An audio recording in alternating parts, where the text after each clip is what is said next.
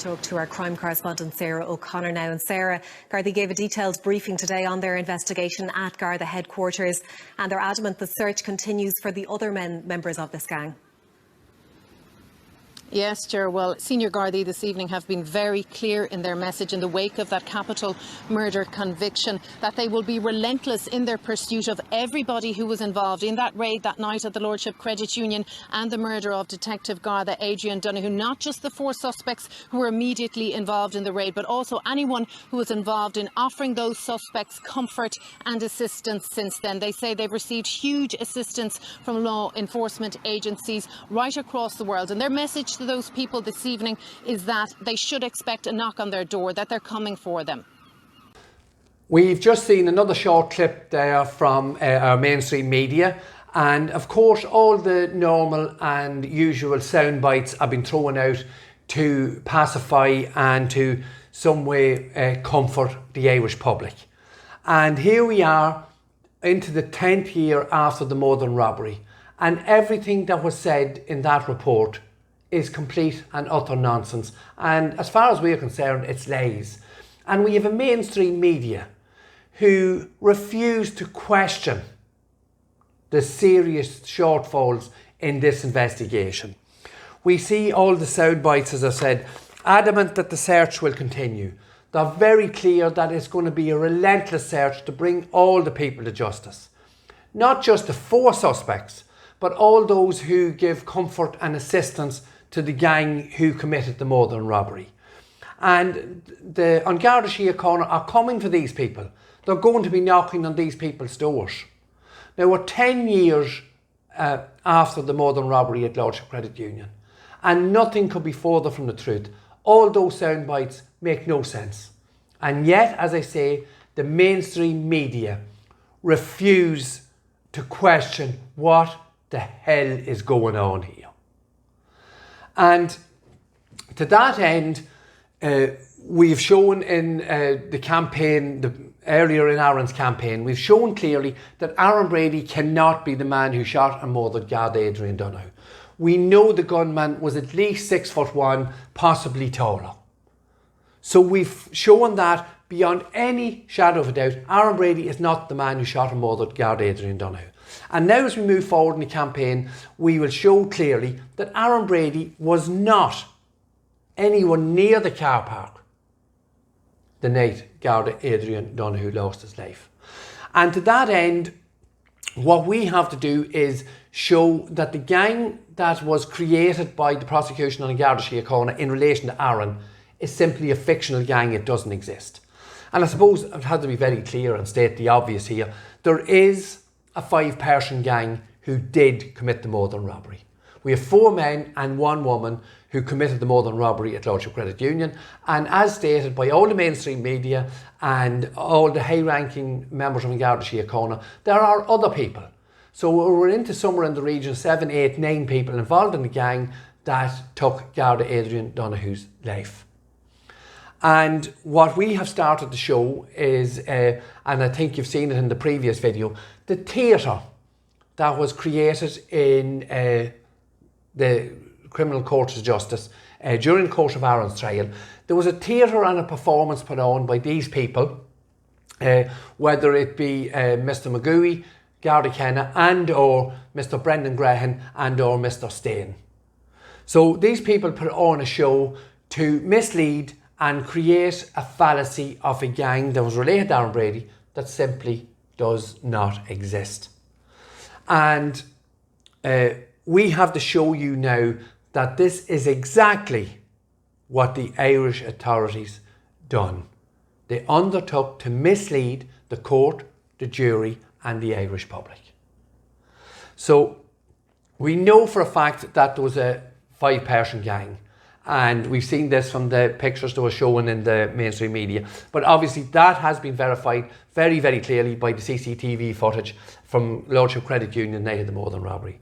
So if we look at the 5-person gang, obviously there would have been a web or some sort of interconnection between the five people involved in the Modern robbery. There would have been communications and some sort of connections over the course of the days leading up to and the day of the murder and robbery at Lordship Credit Union. And we are fully aware that this is one of the most intensive investigations ever carried out during the course of Irish legal history. And we had two people in particular, Mr. McGooey, who is an intelligent analyst, and Garda Kenna took all this information and created a matrix and presented the storyboard as evidence during the course of Aaron's trial. And if I bring up that the web again, where we've separated the 5 members allegedly of this gang, so there has to be some sort of communications between them. Yet, we still only have 3 people, 2 people on the remand, and Aaron has been obviously incarcerated for the murder at Lordship Credit Union. But these people, the theatre that was created during the course of Aaron's trial, cannot link 5 people. There are not 5 people who can be linked together. Now, without any shadow of a doubt, Aaron and the 2 other people who are on remand did have contact. We've seen through the phone matrices and the information and the data that was put forward during the course of the trial. They were in contact with several people, numerous people over the course of the days, weeks and days leading up to the murder and robbery. And indeed, Mr. McGooey, although he alleged he didn't create a matrix of who Aaron was in contact with, predominantly people involved in fuel laundering in South Armagh, he denied that, but there was a matrix created. And obviously all those people Aaron were in contact with were investigated, their movements was looked at, and the majority of those people, and indeed all of them, we know exactly where they were at the time of the murder and robbery because it's in the book of evidence. And none of those people were anywhere near Lordship Credit Union. So this is the sword that the storyboard created by these people and the theatre performed in the CCJ. They threw names out and pretended, simply pretended, there was a gang. Now I'm just going to show you 2 very quick examples of how this was done. And obviously it was done in conjunction with and with the help of the mainstream media. And this newspaper article I'm showing you here by Niall O'Connor. A middle-aged man was arrested in Dundalk at 10:45 p.m. on Monday night in connection to the murder of Garda Adrian Donohoe. It is understood he was not one of the gang involved in the ambush in Garda Donohoe, however. A source told the Irish Mirror he is believed to be related to 2 of the gang members. And that is when Aaron was arrested. That was on the 27th of February 2018, the same time Aaron was arrested. And this gentleman was held for 6 days. And this is 4 years ago now, and obviously there's been no further developments with this gentleman because obviously he had nothing got to do with the murder and robbery. This gentleman was in the courtroom, I'd say for over 100 days during the course of Aaron's trial, which lasted over 120 days. So there was no issue that the Gardaí couldn't find him. He was there. Senior Prosecuting Counsel, Mr. Brendan Graham, pointed at this man in the courtroom and said he was part of the logistical team. And he was mentioned during the course of the trial. And if we go back here again to the web, there I bring it up in front of you. So these are the 5 people that allegedly committed the murder and robbery. Surely there would have been some sort of communication between this man that was arrested, part of the logistical team, according to Brendan Graham, and the gang. But no, there was absolutely no communication between them. Because as it mentions in the news article there, that this man is related to 2 of the suspects at the time, they weren't actually speaking. There was a family dispute on at that time in 2013, at the time of the murder and robbery, and there was actually no communications between those people. So how can you have someone head of logistics having absolutely no communication whatsoever with any of the gang members? But because Brendan Graham had the audacity to point at a man and say he was involved when obviously Mr. Graham knew this man had nothing whatsoever to do with the motor robbery. Now, he did drive past the credit union because he lived in Carlingford. He drove past the credit union that night. There's no doubt about that. And when we go into this man's interview, his details, and we will show again the absolute brazen attempt to manipulate CCTV footage and times and pretend one car is a different car. When we go into that details, obviously, because there's other ongoing court cases, we do have to be very careful. But this, in relation to this man that was arrested, is absolutely ridiculous what they're trying to do. But that is for another day. We move on then to the second brief example I'm going to show you here.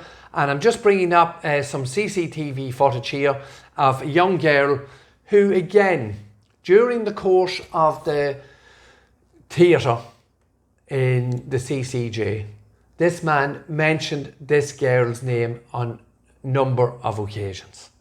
And the footage I'm showing you there is that young girl, that's her car. And at the time, the gang was dropped off behind the credit union at the time of the motor robbery. This young girl was leaving the hairdressers in Dundalk and driving through Dundalk town. And only for the due diligence of our junior counsel, and I think indeed possibly Aaron found some of this when he did have access to his evidence, that this girl was actually in Dundalk. And Brendan Graham mentioned her on numerous occasions and tried to fit her in as the female driver. The female driver that has now been airbrushed out of this case by the authorities, because they can't get a female to fit in with Aaron Brady, or indeed the other two suspects that are on remand.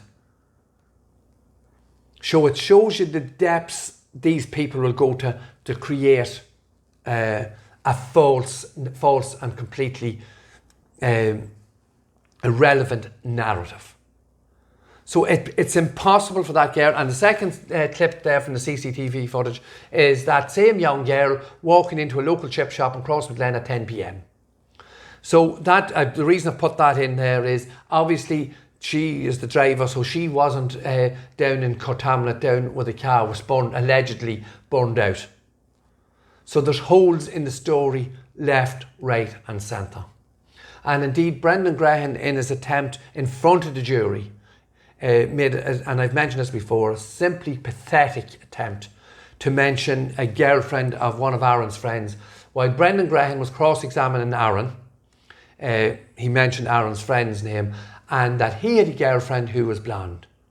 And at that time in 2013, that girl was undergoing chemotherapy or treatment for cancer. And that is the depths of depravity this the theatre company in the CCJ went to fictionally create a gang. So I hope that gives you some insight into what was attempted by the authorities here. To not only mislead us and mislead the jury and mislead the judge and mislead the courtroom, they've misled the Irish public. And once again, I do ask the mainstream media. We've seen Virgin Media there, all these words, adamant that the search continues. They're going to be relentless. Not only the four perpetrators, those that helped them, knocking on doors. There's not many doors being knocked on because they made a complete mess of the investigation in the first couple of weeks, went down the wrong rabbit hole, and as I say again, in Senior Investigating Officer Pat Marry and possibly Sergeant Maroney and others in Dundalk Garda Station refused to come out of that rabbit hole.